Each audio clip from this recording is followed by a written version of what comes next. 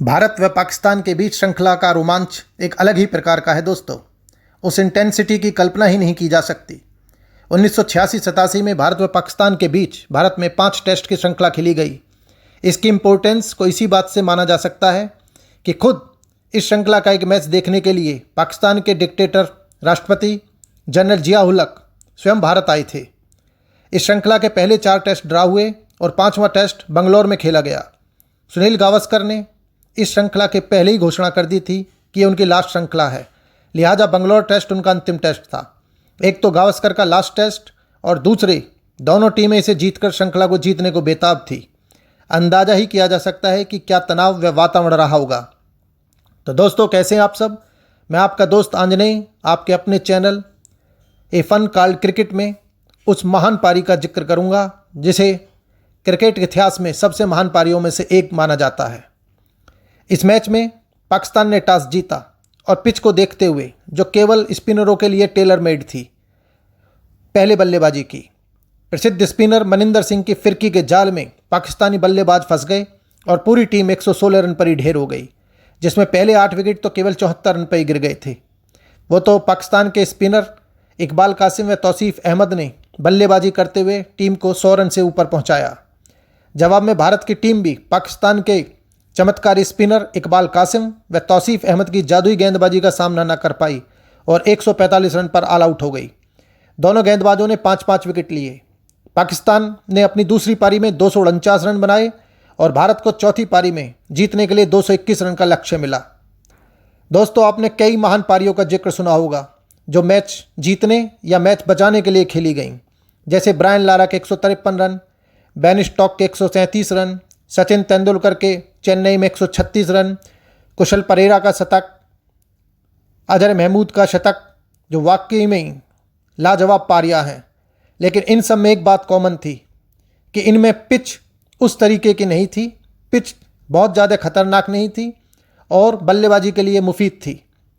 लेकिन गावस्कर ने अपने टेस्ट क्रिकेट कैरियर की अंतिम पारी जिस पिच पर खेली, वो वास्तव में पिच रही नहीं गई थी। पूरी तरह से टूट चुकी थी और हर गेंद पर टप्पा खाते ही धूल उड़ जाती थी। इसको इसी बात से जाना जा सकता है कि इस पूरे टेस्ट मैच में 40 विकेटों में से 37 विकेट स्पिनरों ने लिए। भारत पूरे देश की आशाएं गावस्कर पर टिकी हुई थी। गेंद इतना टर्न व बाउंस ले रही थी कि पाकिस्तान के विकेट कीपर सलीम यूसुफ को विकेट कीपर में जान झोंकनी पड़ रही थी। कुल 27 रन, यानी कि भारत की दूसरी पारी में, अंतिम पारी में 27 एक्स्ट्रा रन लगे, जिनमें से 22 रन तो के बाई के थे और कई गेंद तो टर्न लेकर सलीम यूसुफ के सर के ऊपर से निकल गईं।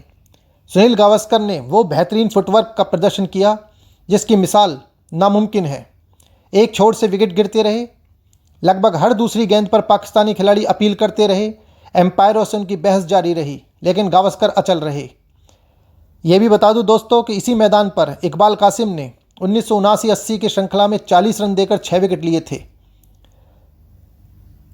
गावस्कर अपनी उसी कंसंट्रेशन से खेलते रहे। 161 रन पर कपिल देव के आउट होते ही अब केवल गावस्कर की अंतिम आशा रह गई। चारों तरफ से फील्डरों से घिरे हुए गावस्कर की उन गेंदों को जो 90 डिग्री के एंगल पर टर्न ले रही थी, उन्हें डिफेंसिव स्ट्रोक से वहीं दबा देना और कभी उन्हें घेरे से बाहर 4 रनों के लिए मारना उनकी बेजोड़ बल्लेबाजी कला का नमूना थी। 180 रन के स्कोर पर एक ऐसी गेंद पर जिसे खेलना नामुमकिन था, इकबाल कासिम की वो गेंद गावस्कर के बल्ले का किनारा लेते हुए स्लिप में गई और रिजवान ने उसको कैच लेकर भारत की आशाओं को तोड़ दिया। गावस्कर ने इस इनिंग में 96 रन बनाए, 96, और भारत के अगले 2 विकेट 204 रन के स्कोर पर गिर गए और पूरी टीम 204 रन के स्कोर पर ऑल आउट हो गई। भारत 16 रन से ये मैच हार गया। अगर ये शतक पूरा हो गया होता तो शायद सबसे महान 4th इनिंग की वो शतकीय पारी होती। इतनी टर्नर पिच पर गावस्कर ने 8 चौके लगाए थे, जबकि भारत के अन्य 10 बल्लेबाज केवल 4 चौके ही लगा पाए। 40 विकेटों में से 37 विकेट स्पिनरों ने लिए। भारत की इस दूसरी पारी में पहले 2 विकेट वसीम अकरम ने लिए, बाद के 8 विकेट में से 4-4 तौसीफ अहमद और इकबाल कासिम ने बटोर लिए।